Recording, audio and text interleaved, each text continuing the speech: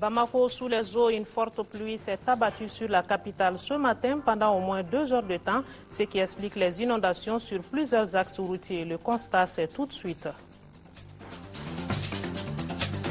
Une délégation de la Cour pénale internationale en mission au Mali, les envoyés de Fatou Bensouda, collectent les informations sur les crimes contre l'humanité au nord du Mali. Ils ont été reçus par le président de la République par intérim et le Premier ministre. Bougouni ne jouera pas en Ligue 1, c'est l'Office Niger Sport qui réussit son pari. La confrontation entre les deux clubs a tourné à l'avantage des Ségoviens. Score final 2-1. Mesdames, Messieurs, bonsoir. Merci de nous suivre sur le thème. Bienvenue aux informations. Les Bamakois sont restés ce matin pendant près de 2 heures les pieds dans l'eau. La forte pluie qui s'est abattue sur la capitale a occasionné des inondations sur plusieurs axes routiers. Axes parcourus par notre reporter Nando Dambeli. Son constat. La plupart des Bamakois sont restés enfermés chez eux pendant plus de 2 heures ce matin. La forte pluie qui s'est abattue sur la capitale a entraîné d'importantes inondations en plusieurs endroits de la ville. Inondations qui ont occasionné l'effondrement de plusieurs maisons, le déracinement de beaucoup d'arbres et l'encombrement des voies de circulation. Certains cours d'eau comme le Woyoyanko et le Diafraniko sont sortis de leur lit et les eaux de ruissellement ont envahi les maisons riveraines, couper les ponts reliant plusieurs quartiers périphériques du centre-ville. C'est le cas des 2 ponts sur le Woyoyanko entre Taliko et les quartiers de Dogodouman, Konibabougou et Tchétchéni. Les habitants n'ont pu que constater impuissants le spectacle désolant.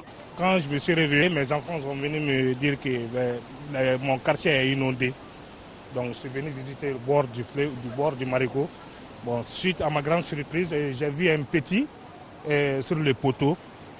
Donc il a fait presque 1 heure de temps au poteau. Plus loin, à Samé, c'est la même désolation et la même inquiétude. Moi je connais mon quartier, je suis né ici.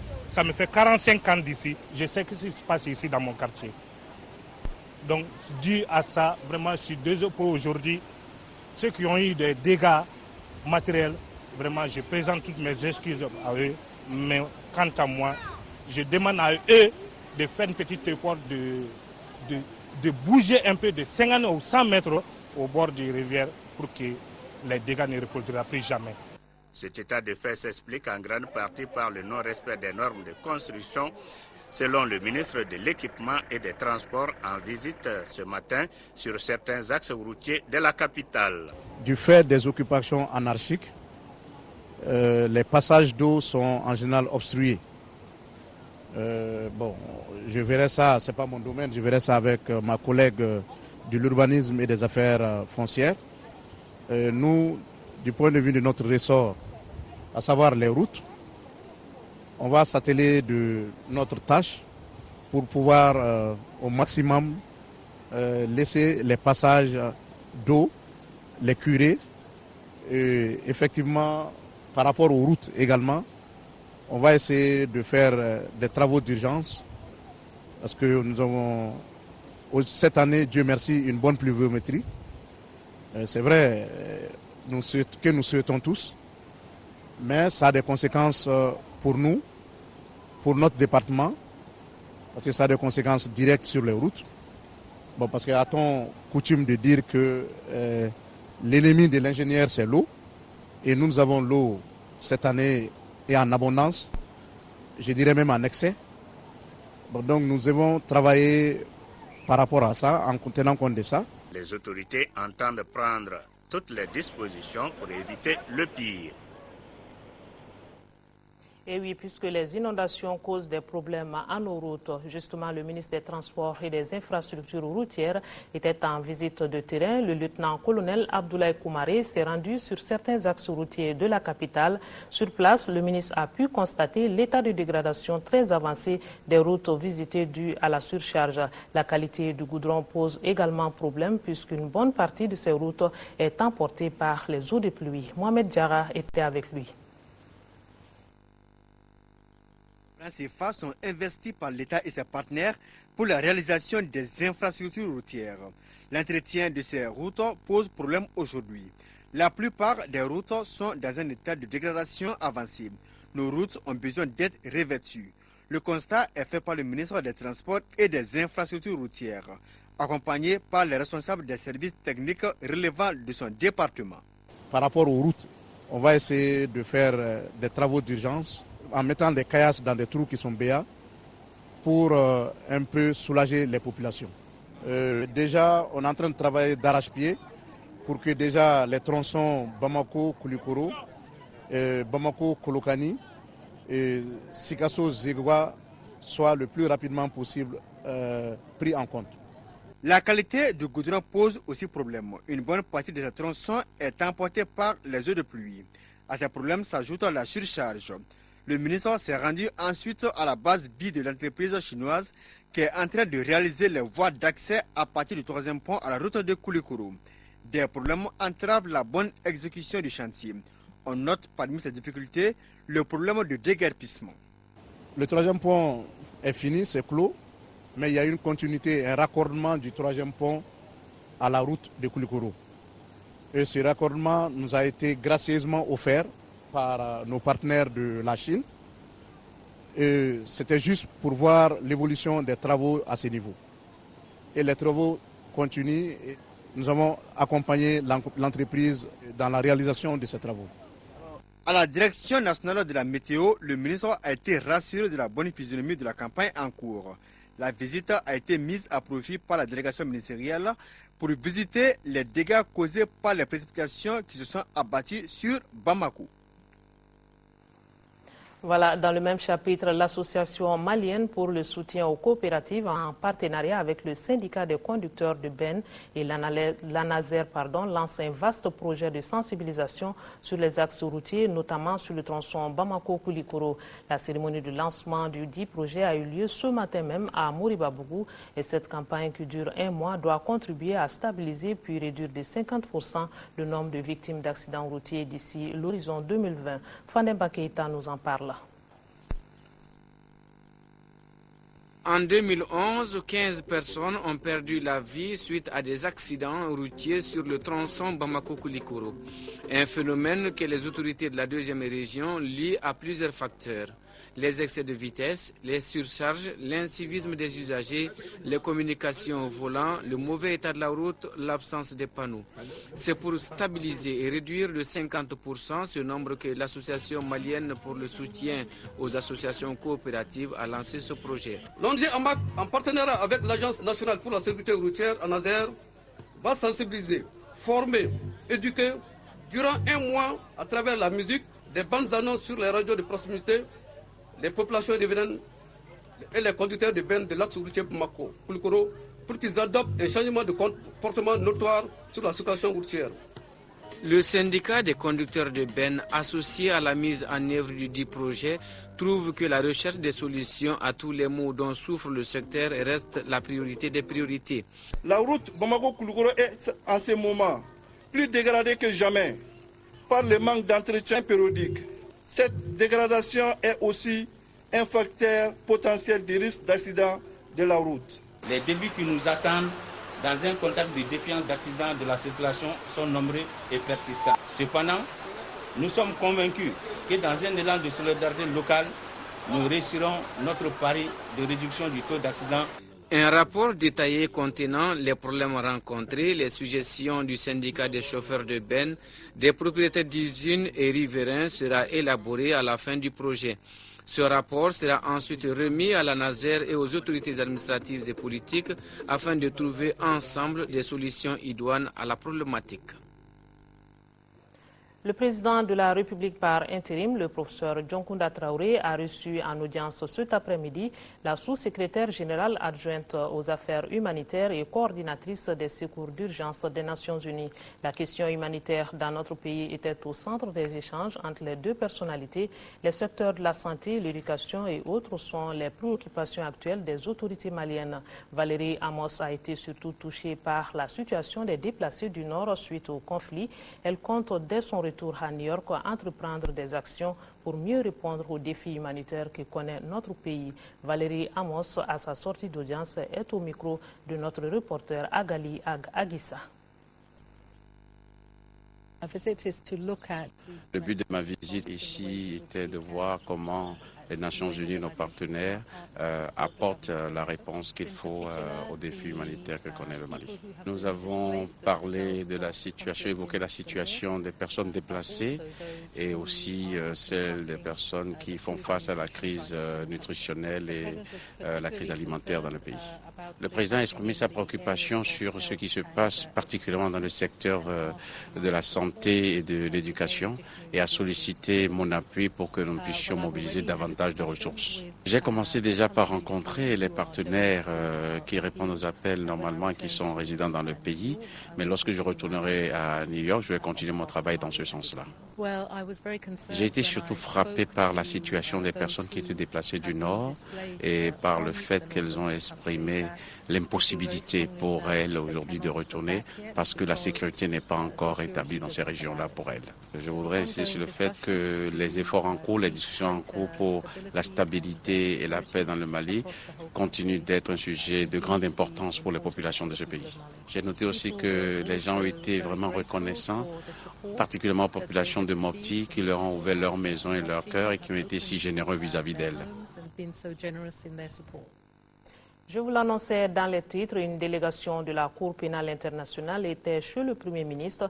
Elle a informé le chef du gouvernement de sa mission qui consiste à analyser les faits en recoupant les informations sur les crimes contre l'humanité au nord du Mali. Après cette délégation, le Premier ministre Modibo Diarra s'est entretenu avec la colonie de vacances des enfants de la diaspora malienne vivant en France.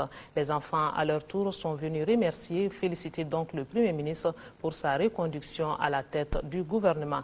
Daouda Sidiki Diarra pour le compte-rendu. Après avoir été saisi par le gouvernement malien suite aux crimes commis par les bandits armés du MNLA et des djihadistes d'Ansardine et d'Akmi sur des populations du Nord et des militaires désarmés à Aguelok, la Cour pénale internationale a décidé d'envoyer une délégation dans notre pays. Pour le moment, l'heure n'est pas à l'ouverture des enquêtes, mais plutôt au recoupement des informations sur la véracité des faits. Le bureau a examiné cette requête, a examiné les dossiers qui l'accompagnent. Et au vu de toutes les communications, c'est toutes les informations reçues depuis les événements, Madame le procureur a décidé d'envoyer cette délégation pour une phase d'analyse. L'analyse n'est pas l'enquête. L'analyse, c'est la phase qui précède l'ouverture d'une enquête.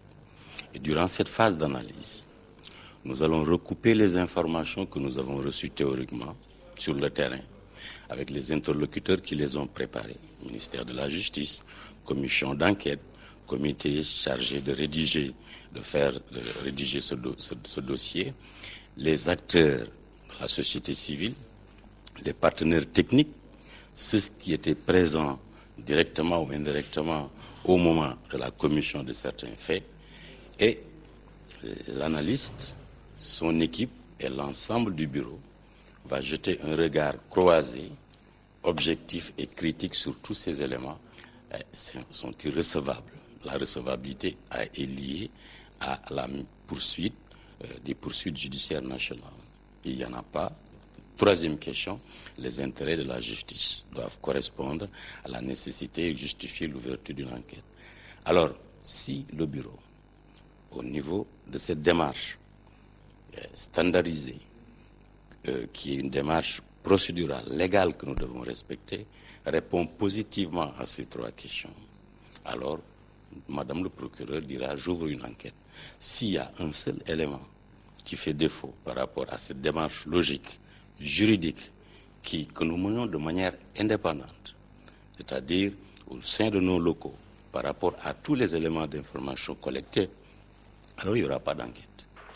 Quant aux enfants maliens issus de l'immigration qui sont venus découvrir les valeurs sociétales de notre pays, pendant un mois, ils ont chaudement applaudi le Premier ministre pour les actions entreprises par le gouvernement afin que notre pays retrouve la paix. Pour signifier leur attachement à leur patrie, ces enfants de la diaspora ont chanté l'hymne national du Mali.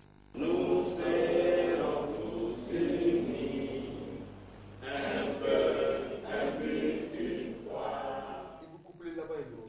Le président de la République par intérim, le professeur Dioncounda Traoré, a reçu cet après-midi en audience une délégation de la CPI à sa résidence. Ensemble, ils ont échangé sur les préoccupations de la Cour pénale internationale. Cette visite ouvre donc les procédures judiciaires des exactions commises au nord de notre pays par les islamistes et alliés. Amadi Ba, chef de la section de la coopération internationale de la CPI, est au micro de Mariam Sakara.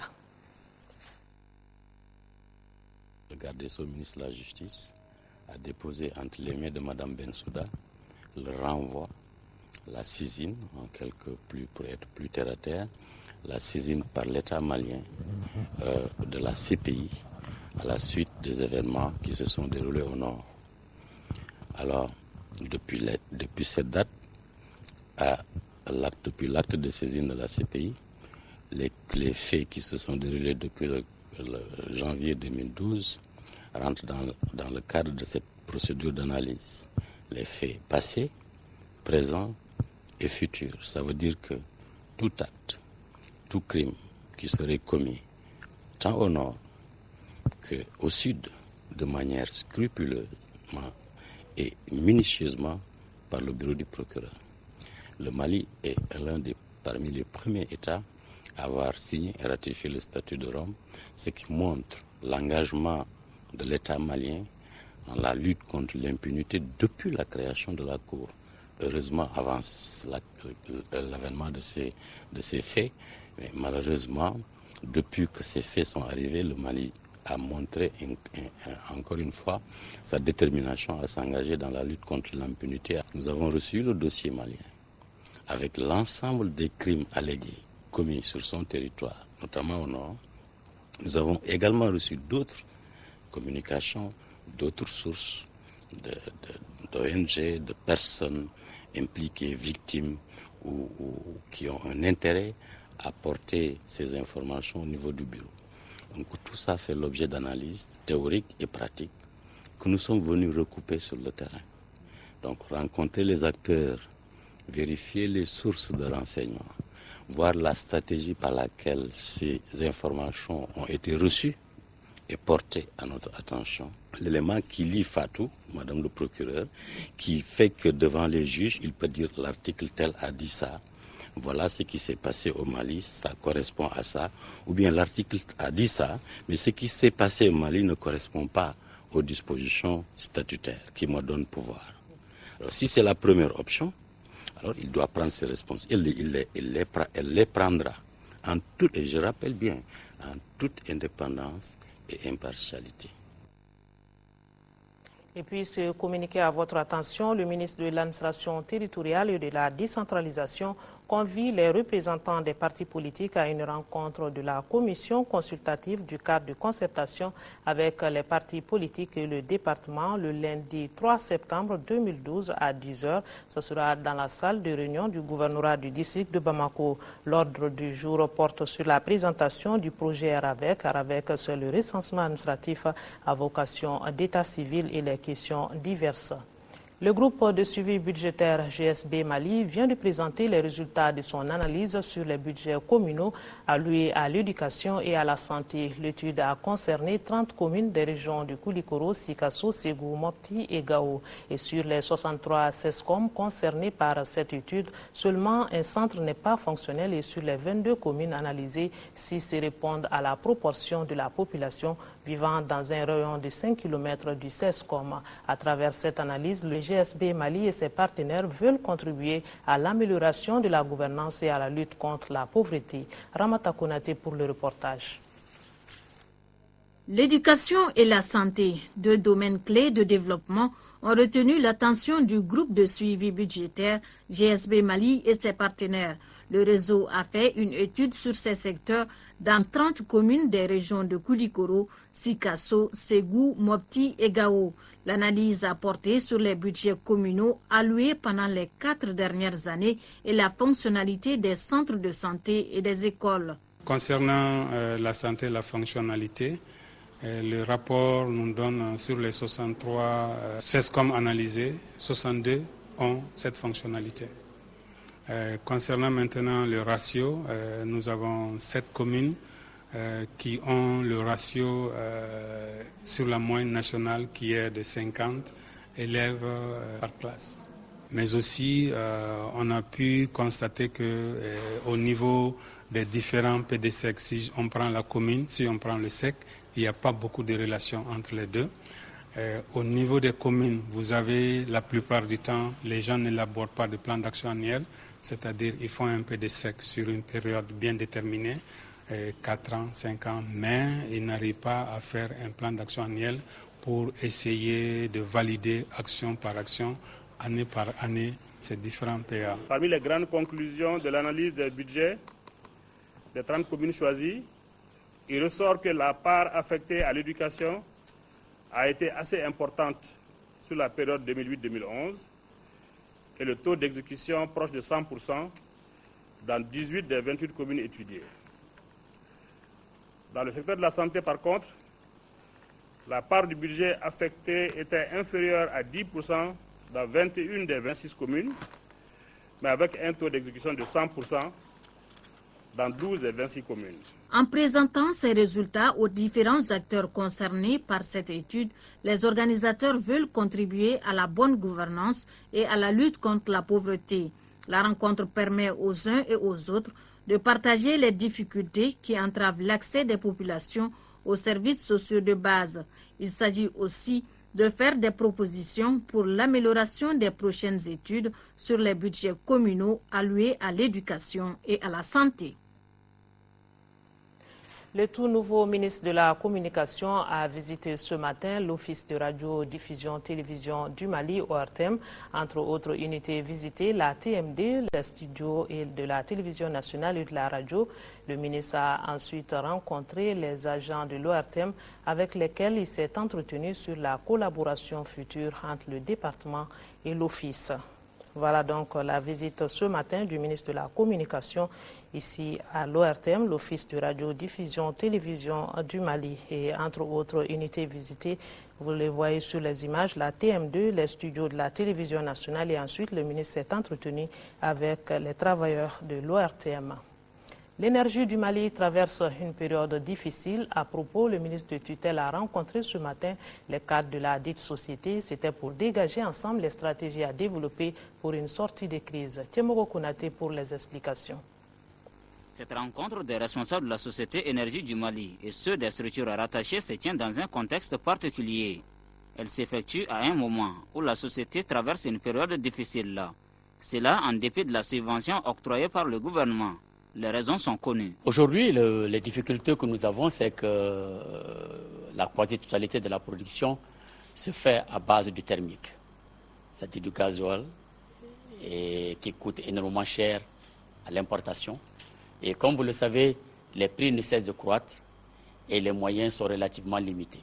La rencontre du jour a pour but essentiel de définir de nouvelles stratégies susceptibles de donner plus de visibilité aux actions futures. Les solutions que nous envisageons, c'est d'arriver à terme à un mix entre l'énergie produite à base du thermique, de l'hydraulique et également l'énergie renouvelable, je veux dire le solaire, l'éolien et la biomasse. Pour la réussite des prévisions, les responsables entendent poursuivre, entre autres, les actions de maîtrise des charges et de réduction des pertes. Conférence de presse sur la situation du choléra au Mali. À la date d'aujourd'hui, elle a été animée ce matin par le directeur national de la santé et dans son exposé.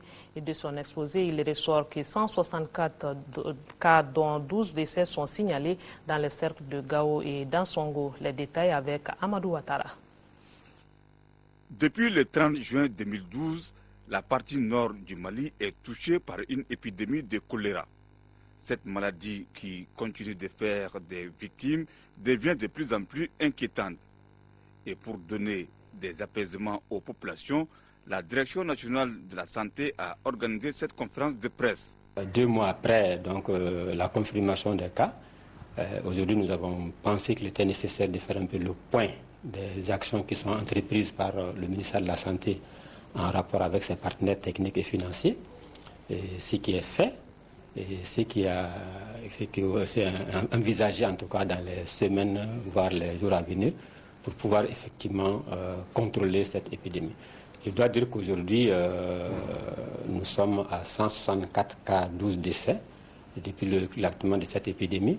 Et l'épidémie est circonscrite au niveau essentiellement de la région de Gao, et précisément dans le cercle de Gao et maintenant au niveau du cercle d'Ansongo. Ainsi, les questions des confrères ont porté sur les actions entreprises, les conseils et mesures à observer par les populations et les mesures de prévention.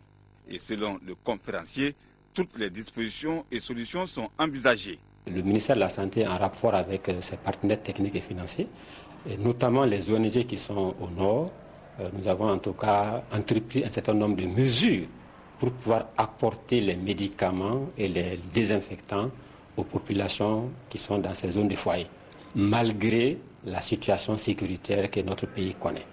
Et l'une des particularités, c'est qu'effectivement, il y a eu des cas dans la zone du Gourma qui sont d'accès difficile, et où il y avait aussi les problèmes de sécurité. Mais aujourd'hui, par le dispositif que nous avons pu mettre en place, nous avons pu envoyer dans ces zones-là des médicaments. À rappeler que le choléra est une toxi-infection digestive due à l'ingestion d'eau ou d'aliments contaminés. En 5e région, l'ONG Association malienne pour la protection et le développement de l'environnement au Sahel, Amaprod Sahel, vient de lancer un nouveau projet sur la réduction de la pauvreté dans la plaine de Syrie et à travers la restauration et la protection des forêts et des bourgoutières et terres communautaires dégradées. Ce projet va durer 3 ans et demi et coûtera environ 104 millions de francs CFA au ministère néerlandais de la coopération internationale. Jules Sambou Sissoko. On n'arrête pas avec un objectif ambitieux et noble. C'est tout le sens du lancement de ce nouveau projet dit réduction de la pauvreté dans la plaine de Syrie à travers la restauration et la protection des forêts naturelles inondables, des bourgoutières et terres communautaires dégradées, exécuté par l'ONG Amaprod Sahel avec comme zone d'intervention les communes de Togoré, Koumbé et Bembiré Tama dans les cercles de Ténékou et Youarou. Son coût est estimé à 160 000 €. Le présent projet est financé par le ministère néerlandais de la coopération internationale à travers un consortium de 3 ONG néerlandaises, à savoir le comité ICN, Wetland International et Board Ends. Les différentes sensibilités, tant au niveau régional que local, restent disposées à accompagner le projet en question, et cela au nom de la gestion participative des ressources naturelles du site Ramsar, donc du développement. L'agriculture, l'élevage et la pêche du site Ramsar, qui étaient les fondements certains de l'économie d'une grande partie de la région du Mopti, se trouvent aujourd'hui menacés de disparition. Ce projet qui suscite beaucoup d'espoir pour les populations bénéficiaires de tout l'accompagnement des collectivités locales. Présentement, la protection de l'environnement constitue une priorité pour les autorités maliennes.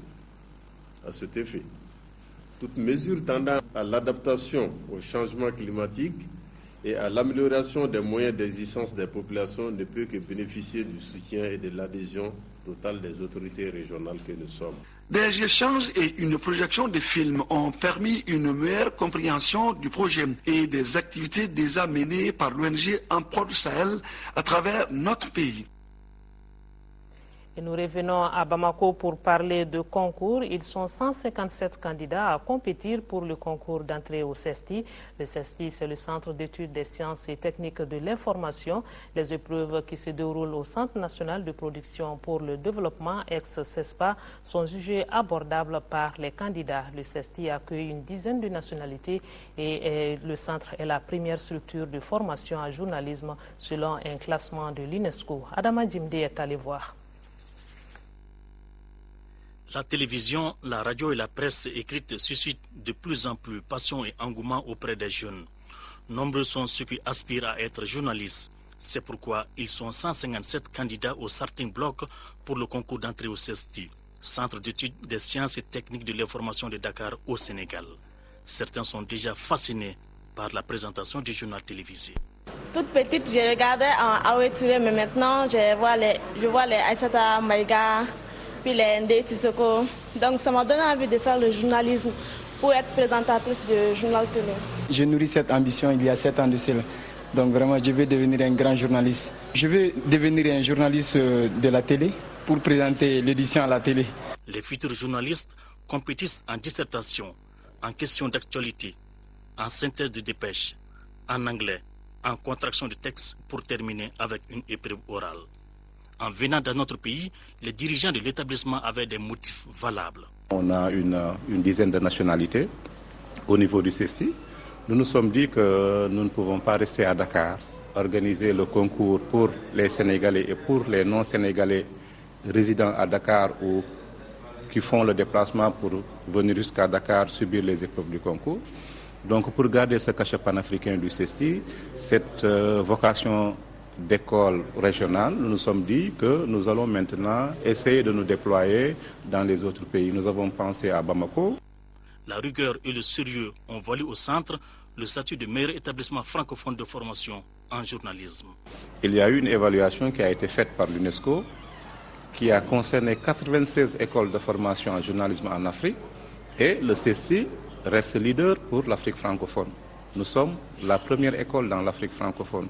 Et pour l'ensemble du continent africain, nous faisons partie des 10 meilleures écoles de formation. Et dans ce classement, nous ne sommes devancés que par une école nigériane. Et les autres écoles, ce sont des écoles qui sont en Afrique centrale et australe, notamment les écoles sud-africaines, qui ont beaucoup plus de moyens que nous. Donc, le CESTI, c'est déjà un label. Le CESTI constitue une référence et notre politique vise à maintenir la qualité de la formation au niveau du CESTI. Plus les journalistes sont bien formés, mieux on assiste à moins de dérives dans les médias. Bien sûr, Adama Djimde, nous souhaitons une bonne chance aux candidats. En page culture, cri de cœur pour un Mali en paix, c'est le thème d'un concert téléthon en faveur des réfugiés maliens au Niger. Cet élan de solidarité est une initiative de la Fondation Al-Fadi et ses partenaires. La manifestation a eu pour cadre le palais du congrès de Niamey. L'événement a réuni sur un même podium des artistes du Mali et ceux du Niger.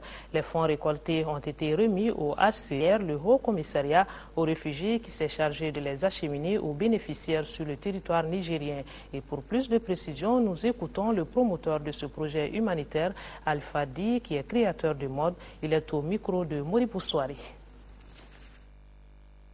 Je suis quand même malien, je suis aussi africain et je ne peux pas accepter ce qui est arrivé au Mali, que ça continue aujourd'hui. Ce cri du cœur est un téléthon qu'on a organisé en faveur de réfugiés maliens au Niger. Nous voulons les soulager. Nous voulons apporter notre contribution pour un Mali uni et prospère.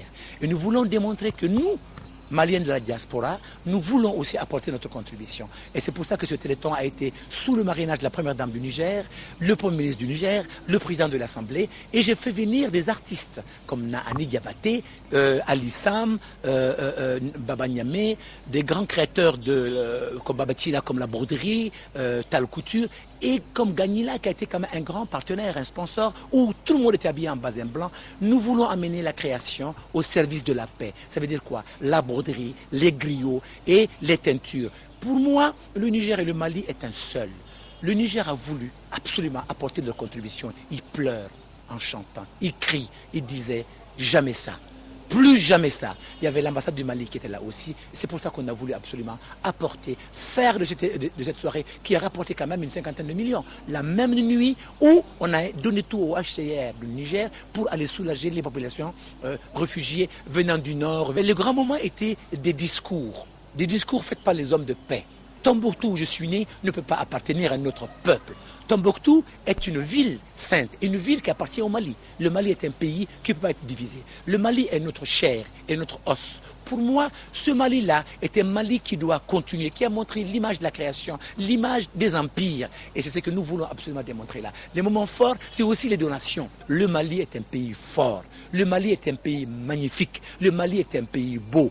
Le Mali ne peut pas être un pays où on vient, on saute, on divise, quand on veut, on part. Non, plus jamais ça. Merci à Al-Fadi pour ses compliments. Tout de suite, la page sport, mais avant de l'ouvrir, à découvrir dans vos kiosques un nouveau journal. Vous allez le voir sur les images. Ce journal est intitulé Madikama. C'est un bi-hebdomadaire d'information générale. Son premier numéro est paru ce jeudi. Voilà donc à découvrir dans vos kiosques un nouveau journal intitulé Madikama, un bi-hebdomadaire d'information générale. Sport, football, tournoi de montée en première division. Dans le groupe B, c'est l'Office du Niger Sport qui jouera l'année en Ligue 1. Et pour son dernier match hier à Bougouni, l'Office du Niger Sport de Ségou a battu l'Union sportive de Bougouni par le score de 2-1. Le compte-rendu de la rencontre avec Abdul Karim Kaba. Cette rencontre entre l'Union sportive de Bougouni en rouge et l'Office du Niger Sport avait l'allure d'une finale. Le vainqueur montera en première division. L'ambiance, la mobilisation, bref, tous les ingrédients étaient sur place. L'Union sportive de Bougouni, essentiellement composée d'anciens et d'élèves, prend le match à bras-le-corps. L'ESB passe à côté de l'ouverture du score à la 20e minute. La réplique ségovienne intervient à la 29e. La frappe limpide de Moutaka Koulibaly est repoussée par le portier Yacouba Fomba. 2 minutes plus tard, le gardien de but de Bougouni sauve encore son équipe. L'Office du Niger Sport échouera 2 fois, au 43e et 44e minutes de jeu. 0-0 score à la pause. À la reprise, la fatigue se sentait. C'est le vainqueur de la 52e édition de la Coupe du Mali. 55 minutes pour son premier ballon, le nouvel entrant Bakary Traoré ouvre le score pour l'Office du Niger Sport. 57e, Ségou Koumaré double la mise pour Ségou. Les jeunes de Bougouni réduiront le score à la 67e minute de jeu par Lamine Koulibaly. Malgré la domination de l'Union sportive de Bougouni dans les derniers instants, plus aucun autre but ne sera marqué. Score final, 2-1 pour l'Office du Niger Sport. Oui, mes impressions sont la bonne. J'ai dit d'abord merci à Dieu Tout-Puissant parce que vous savez que nous à Ségou, c'est pas facile pour nous à jouer à Ségou. On a tellement joué là-bas, il y a tellement des adversaires qu'on ne pouvait pas. On pouvait gagner depuis Ségou, mais Dieu merci, on est venu ici à Bougouni, on a fait un bon résultat, je suis vraiment content. Il fallait le faire, on l'a fait avec audace. L'Office du Niger Sport de Ségou monte ainsi en Ligue 1 avec 9 points. Pourtant, lors de la journée inaugurale de ce tournoi de montée en première division, l'ESB avait battu les Ségoviens dans la capitale de Balanza. On a été très déçus. Je ne sais pas ce que je peux accuser d'autres. C'est la déception totale. Vous-même, vous avez vu. Alors cet après-midi, qu'est-ce qui n'a pas marché à Bougouni? Bon, rien n'a marché. Mais les enfants en voulaient trop. Ils nous ont mis la pression inutilement et nous avons perdu un match facile. L'Union sportive de Bougouni a un dernier match pour l'honneur à Mopti contre l'AS Sabana. Voilà, on va ajouter Qatar Club de Kidal monte également en Ligue 1 après son nul cet après-midi. Un but partout face à l'US Gouzouré de Gao. Le 3e ticket pour l'élite sera attribué lundi à l'issue du match Bouroumassa de Kati Isfas. Et puis cette annonce avant de nous quitter, sale temps pour les acteurs du tourisme au Mali. Le secteur est dans un marasme total, la faute à la double crise sécuritaire et institutionnelle que connaît notre pays. Alors, comment les professionnels du tourisme vivent de cette situation donc, et quelles solutions pour une relance du secteur? La réponse après ce journal dans l'interview de la semaine. Yaya Konaté reçoit ce soir Mme Sissé Fatimata Kouyaté, présidente de l'Association malienne des agences de voyage et de tourisme. À suivre donc juste après ce journal. Et c'est la fin de cette édition. Demain, 10h, Amadou Sankaré, 13h, Amara Diaro. Inch'Allah, je vous retrouve à 20h à 18h et 20h pour les éditions du soir. D'ici là, on n'oublie pas nos compatriotes des régions du Nord vivant sous occupation. Nous sommes de cœur et d'action avec eux. Merci, bonsoir et à demain.